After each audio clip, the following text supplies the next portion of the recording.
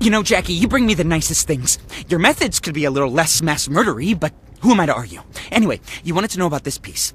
It looks like a panel from the Metatron Stele, I don't know, we're gonna say steel, okay? Which would be amazing if it weren't impossible. See, the Metatron stele was carried down from heaven by Enoch, way back at the start of time. This wasn't easy. The stele was a stone slab, carved directly from the seed of creation. On it was inscribed every revelation Enoch witnessed in heaven. The amount of knowledge contained on just an inch of this thing would shatter our every notion of creation. So, of course, someone fucking lost it. Lucky for us, someone else was smart enough to copy it. Well, parts of it. This is one of those parts. It's called the Sister of Light, and it's pretty important, at least concerning you.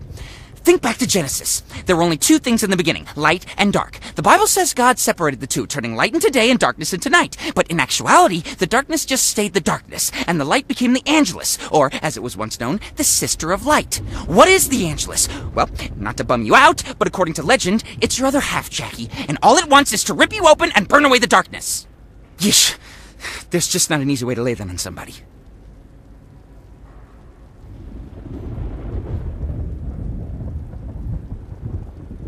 I don't know if you've looked inside this box, but the ashes in here? Yeah, definitely a dead guy. In fact, I think this dead guy used to be Cain. You know, first son of Adam and Eve, formerly of Cain and Abel, that guy. Now, there are two theories about what happened to Cain. The first claims that he married his sister and built a house, where they lived until the day it collapsed, killing him. And honestly, that's so fucking boring I almost believe it. The second theory, however, claims Cain wandered the world for 100 years. See, God had set him on a path of atonement. So, alone, armed with nothing but his murder stick, Cain fought to rid our world of darkness. And by all accounts, he was pretty good at it. Not that I'm surprised. I mean, this is the guy who invented murder, fratricide, and hate crime all in one go. Obviously, he had talent. But talent won't get you very far against the darkness. Cain had heard of a woman called the Sister of Light. We know her as the Angelus. Cain tracked her down, seeking an ally against the darkness. Thing is, the Angelus is one nasty bitch. Real stickler for the rules. 100 years couldn't remove the stench of Abel's blood, so when the Angelus got a whiff of Cain, she burned him on the spot. Seeing as how I'm holding a box of his ashes, I'm inclined to believe the second theory.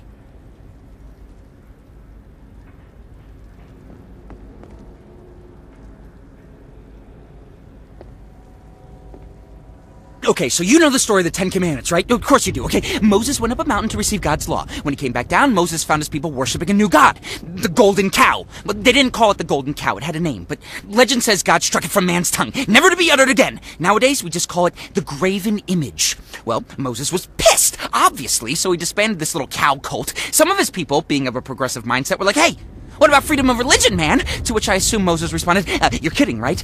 But they weren't. So, led by their high priestess, these, we'll call them Calvinists, left Moses and went into the desert to worship their graven image. It was there, according to legend, that the Calvinists met a dark man. You can probably guess where this is going. The dark man claimed to speak for the graven image. He said it demanded sacrifice, human sacrifice. These weren't the smartest people. So, it wasn't long before they were cutting out each other's hearts. When they got around to sacrificing the high priestess, she was understandably not too keen on the idea. So, to save her holy ass, she repented to the God of Moses. Surprisingly, this worked. The Angelus descended upon the altar, possessing the body of the high priestess. The dark man escaped. The people didn't.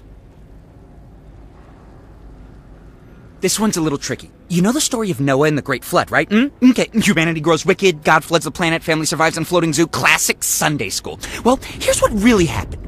As you know, the darkness feeds on human suffering. Well, let me tell you, if you think life sucks today, imagine how bad it was back then, before indoor plumbing. The darkness was at an all-you-can-eat smorgasbord of pain, and every meal was making it stronger. Seeing as the Angelus was indisposed at the time, God decided to step in with one of his great ideas. Noah builds the ark, God floods the earth. 99.9% of mankind dies a horrible death. Darkness is destroyed. Huzzah! But did that happen? No, sir! Guess who was waiting once the world is dried off? That's right. Needless to say, the Almighty had a little egg on his face. According to legend, God breathed his remorse into the first seashell that Noah found once he left the ark. That shell became known as Yahwehs Lament. I know, it's a different spelling. It's missing some letters. Place it to your ear and you will hear the voice of God. That said, only the truly mad or the nearly dead can fathom God's almighty words, which is kind of scary, seeing as how I think I can hear something whispering to me right now. Okay, I'm not going to think about that right now. Anyway, that's the deal with this thing. It's either Yahweh's Lament or it's a seashell. The world may never know. What you're holding is the very first artistic interpretation of the darkness. Or as it was known then, he who comes with the night. Not the catchiest of names, but pretty good when you consider that most people are still living in caves. Anyway, At this point in history, Cain, Adam's son, as in the Garden of Eden, first guy to ever walk the earth, Adam, had dealt with most of the demons and assorted nasties that still roam the world. But no one had faced the darkness yet. See, God protected Cain from the darkness by making him unkillable. It was a great plan. If you happen to be Cain, everyone else, not so much. Murder didn't stop just because Cain ran out of brothers to bludgeon, so the darkness still had plenty of souls to latch onto. Some legends suggest the darkness was first carried by a son of Lilith. Others say it was a Nephilim, but I don't buy that one. We'd all be dead if that was the case. Not that it matters. Okay, whoever was, through him, the darkness raped, ravaged, and generally fucked things up. Only the Angelus had the power to face the darkness. All Cain could do was warn people. So he sculpted 12 of these statues, entrusting them to 12 holy men. They carried these statues across the land, spreading word of he who comes with the night.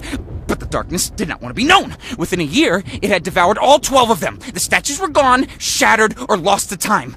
Well, until now, apparently.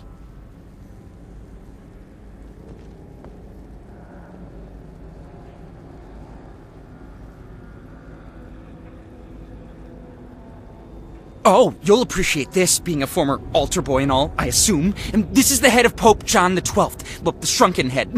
At least, I hope it's been shrunk. If not, then I imagine he had trouble wearing his pope hat. Anyways, turns out Lil John here was the only darkness host to ever become pope, which would explain why he's considered one of the worst popes of all time, though, ironically, not one of the worst hosts. You'd think the darkness would have used the papacy to run rampant, but honestly, John the 12th spent most of his time disemboweling his deacons and boning up on the ladies. Actually, never mind. Now that I think about it, he did summon a few not-so-minor lust demons into the Vatican, then turned it into a brothel, and by brothel, I mean charnel house, aka place where dead bodies are dug up and stored after their graves are more or less desecrated. So, yeah, Pope John the 12th was a huge dick, in more ways than one. Small side note, I have it on good authority that 3 of those demons are still around doing their thing, so do yourself a favor and never take a naked tour of the Sistine Chapel. Not that they offer one, still, just don't.